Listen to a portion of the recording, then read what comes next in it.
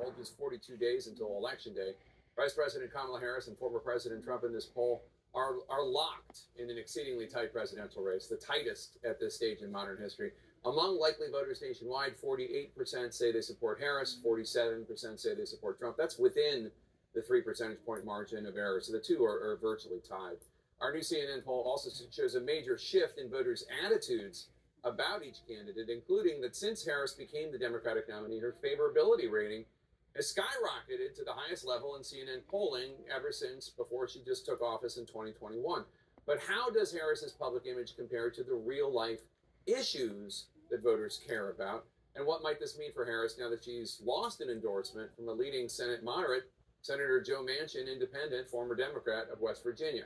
First, let's go straight to CNN's David Chalian, who's at the Magic Wall, ready to break down the latest poll. David, what are the signs for Harris that are keeping her so competitive in this race? Well, this one jumped out to me, Jake, when we asked, is your vote for Harris or Trump more about voting for your candidate choice or voting against the opponent? Kamala Harris is now up to 60% of her supporters saying, no, my vote is for Harris. 40% say it's against Trump. When we polled this in July, it was 50-50. So among her supporters, she's getting to be a real cause for them to get out and vote. Now, Donald Trump has a greater advantage in this category. 72% say that their vote is for him. Only 28% say against Kamala Harris. And as you know, being for something is quite an appealing thing for a candidate to have in politics. You mentioned the favorability ratings. You said they skyrocketed. She's still -2, right? 48% unfavorable, 46% favorable. But that is not bad given where she was throughout the entirety of the Biden-Harris administration thus far. She's also in a much better shape on favorability than Donald Trump. He's -13, 42% favorable, 55% unfavorable. And then we tested some key qualities that people look for in a president. On temperament, Kamala Harris has a 20-point advantage over Donald Trump, 58 to 38%.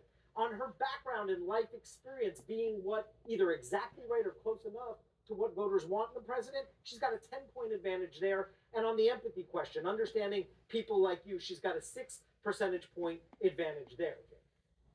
People like me, specifically like me, or like everybody out in America? Okay. So what are some of Trump's strengths that are helping keep him so competitive? Well, first of all, there are still positive feelings about his administration in the electorate. So among likely voters, 51% say that Trump's presidency was a success. 49% say a failure. That is a tick down from what it was a couple of months ago, but still a slim majority of likely voters support, or registered voters for this one, I apologize, say that Trump's administration was a success. No. Look at the Biden administration. 63% of registered voters say it is a failure. Only 37% call it a success. That's why you continually see the Trump campaign trying to tie Harris to Biden as much as they can.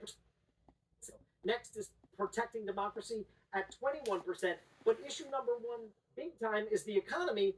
And that is a Donald Trump dominant category. 50% of likely voters say that they trust him to handle the economy. Only 39% of likely voters say that about Kamala Harris.